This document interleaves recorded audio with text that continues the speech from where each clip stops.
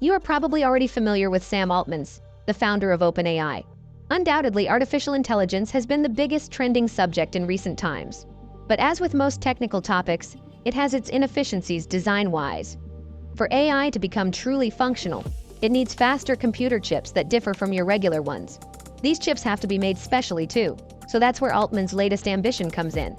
And he needs a whopping $7 trillion to achieve it. Back in November 2023, Sam Altman was fired and immediately reinstated as CEO of OpenAI. The company has since got a new set of people to be on its initial board. Bret Taylor, who used to be the co-CEO of Salesforce, is now the chairman.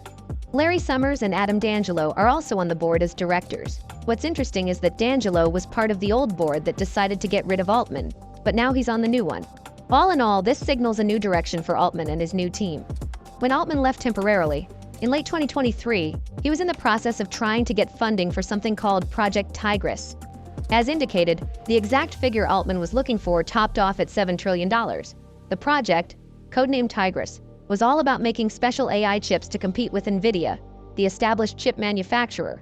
Altman was busy lobbying all over the place, from the Middle East to Taiwan, to try and get support for Project Tigris. It turns out that insiders had already talked about this secret project the year before. But Altman wasn't just focused on chips, though. He was also talking with Jony Ive's design company, Lovefrom, about making a new consumer device, in just the same manner the iPhone was invented. Sam Altman has also been seen talking to potential investors like Microsoft and SoftBank Group to get them interested all over again. The humongous sum of money is not just for R&D towards the feasibility and rollout of AI chips, but also to build places called fabs where these chips are made. The plan is to situate a couple of these so-called fabs all over the world with the help of top chip makers. Invariably, Altman thinks it's pivotal to have enough powerful computers for all the new AI capabilities of the near future.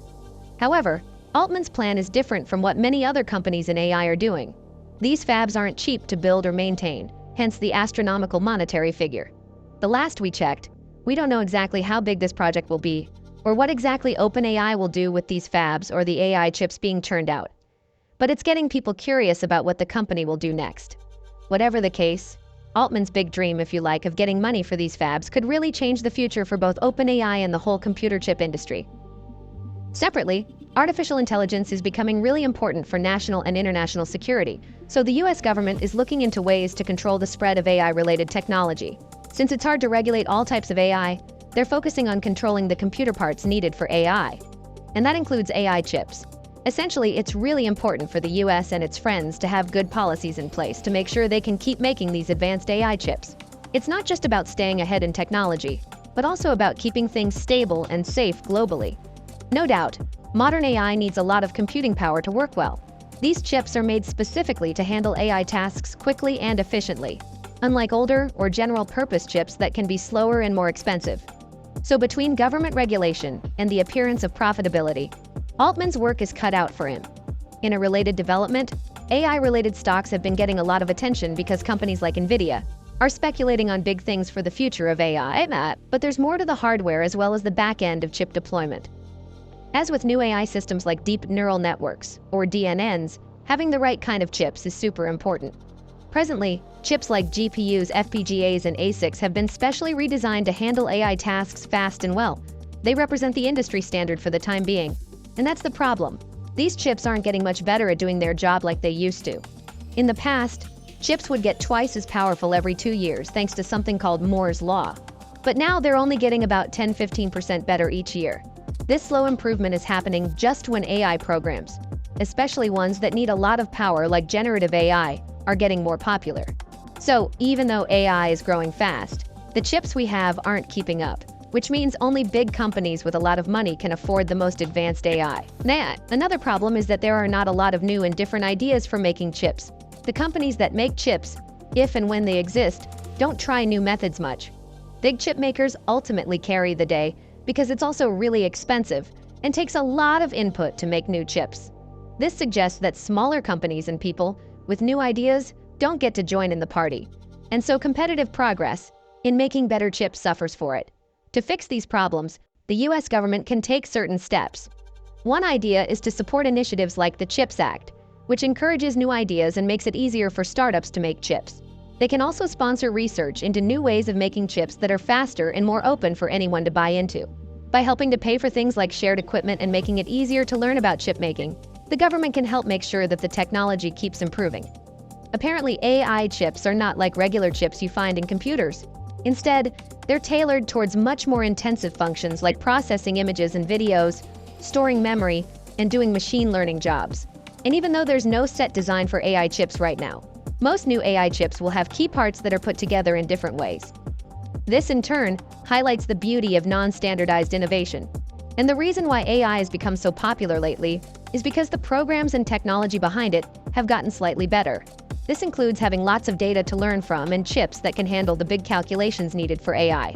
These chips, though rudimentary for now, are really important for things like recognizing images and training machines to learn. In the past, graphics cards, known as GPUs, were the go-to for training AI because they could handle lots of tasks at once. But now, custom chips like Google's Tensor Processing Unit, TPU, are becoming more common. When it comes to using AI in everyday devices like phones and self-driving cars, specialized chips are needed to make quick decisions. For clarity, these types of computer-driven decisions are referred to as inferences.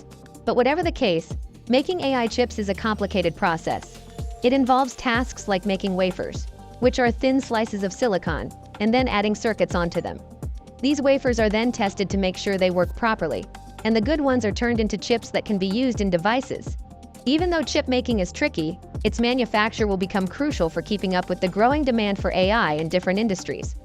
Recently, China has been trying to set up its own factories to make AI chips. They're using special machines called particle accelerators to help with this. The ingenuity of this approach is that these machines make high-quality light that's needed for making AI chips. Scientists from Tsinghua University are working with the government to find the best places to locate these factories. This move by China is seen as a way to work around restrictions set by other countries, like the US, which control important machines needed for making chips. Despite these challenges, China is determined to become a leader in AI technology. This same competition is making waves around the world, with other countries like Europe also getting involved. At this juncture, we know very little of the progress Altman may have made so far with regard to funding, let alone the erecting of chip-making factories. All we can say presently is that OpenAI definitely still has a long way to go. And going forwards, the terrain to be navigated is increasingly complex. There are simply so many variables to consider. But first, what do you really think of the future of AI? And by extension, will Sam Altman get his wish? Please leave your comments below, and thanks for watching.